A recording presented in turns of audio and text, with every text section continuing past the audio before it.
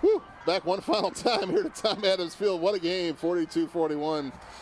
Maybe the Wayne State athletic game of the year, possibly. I mean, I know we're in mid-October here, but, man, we have to take a deep breath after that. It had so many turns and curves just in 2 overtimes. Every possession just had something to it.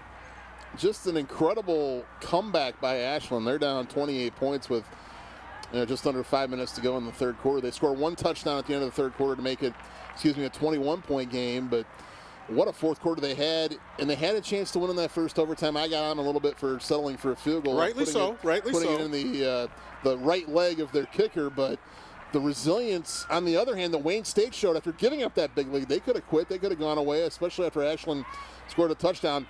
Biggest play of the game, maybe that blocked extra point. Yeah. And then Wayne State comes right back with Robertson on the first play for the touchdown. Yeah, and it's just you count on your quarterback, and Jake Amrine came through. We talk so much about the running game, but Amrine was the difference maker tonight with his arm and with his poise and with that final throw as well to give Wayne State the 42-41 win in 2 OTs. Well, there were a lot of highlights in this game tonight, so let's take a look at them all the way back to the first half. And Wayne State had to start the game a lot better than they did last week against Ferris if they were going to pull off the upset tonight, and that's exactly what they did. Yeah, Amrine on the wheel route to Deontay Nicholas puts him right on the board, second possession of the game. Another view of that, just right on the money, and that pinpoint accuracy starting in the first quarter and going all the way through the second overtime was the hallmark of this game. And Washington was great all night on the ground. He ended up with 2 touchdowns tonight. Here was his first to make it a 7-7 game. Yeah, and their running game got going. It wasn't Washington, though. It was Brenner throughout that kept them going. This run back from Roberson helped them to set up that second score that they had. And this is one where you don't really see big runs like that, but it fueled the offense, and then you're going to get James Hill plunging in. That's a 14-7 lead for the Warriors. And big night for James Hill as well. Deontay Nicholas was the standout running the ball.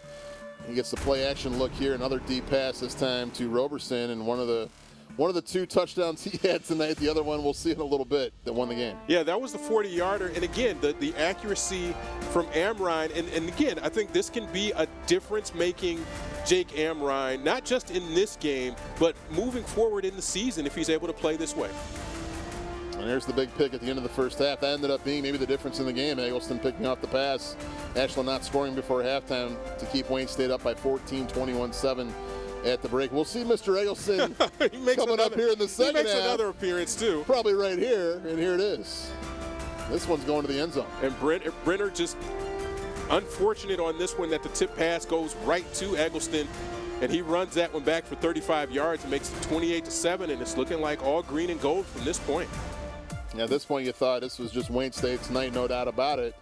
They're up 28-7, but they would go up even more, 35-7, as Ashland with Brenner struggled to throw the ball all night long. And here's another pick from that Wayne State defense. This time it's Tyler Houston. Yeah, Tyler Houston, and this is the point where you started to feel like, well, maybe, just maybe, Wayne State continues the way that they're going.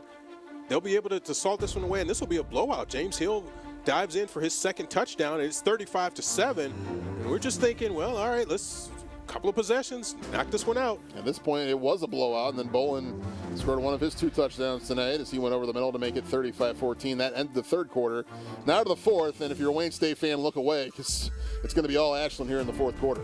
Yeah, this is Brenner getting to the end zone, fumbles into the end zone, but Garrett Turnbaugh falls on it, and he gets credit for that touchdown. That made it 35-21, and this play made it 35-28. And this is when Ashland really got right back in the game here with this touchdown pass to Davis. Right, that was just kind of a broken play, but safety help came up, and there was nobody else to prevent that. Then Brenner just got going. This is the 4th down conversion here that goes to the fullback. And Ashland was right back in business again toward the end of regulation. And here was the 4th down play to Bolin that scored the touchdown to tie it up with the extra point. That sent it into overtime. And this is just anybody's game at this point. Neither team scored in the first overtime. Then Washington rumbled in from 5 yards out, but the extra point was blocked, and here's the touchdown that won it. Yeah, that's money. You hate to say plays are going to be remembered forever, but that's just one that just, for the game that this turned out to be, that's one that will stick around for a while. And I know Paul Winters didn't want to admit this was a signature win for his team because of the way it ended. And here's the walk-off point after touchdown. And there it is, 42-41. I know he didn't want to admit that it was a signature win, but I think deep down inside when he goes home tonight and reflects on this was a huge win for this program, especially after the last couple of years they've had. And to move to 3-1 in league play, and you've got 2 winnable games now. We'll talk about that in a moment. Look at these numbers. I mean, fantasy, if you had anybody fantasy-wise in the GLIAC tonight on either Ashland or Wayne State, you had a good night. I think I won Austin Brenner on my fantasy team. 612 total yards. That's bananas. But, yeah, as you mentioned, this sets up well for Wayne State in the next couple of weeks that you have games that you can win, but if you play like you did in the first half today, you can beat anybody in the GLIAC. And on the remaining schedule, it's all open for them. They've just got to harness what they did, and Amrine playing that way gives them that opportunity to be able to have some more success this season.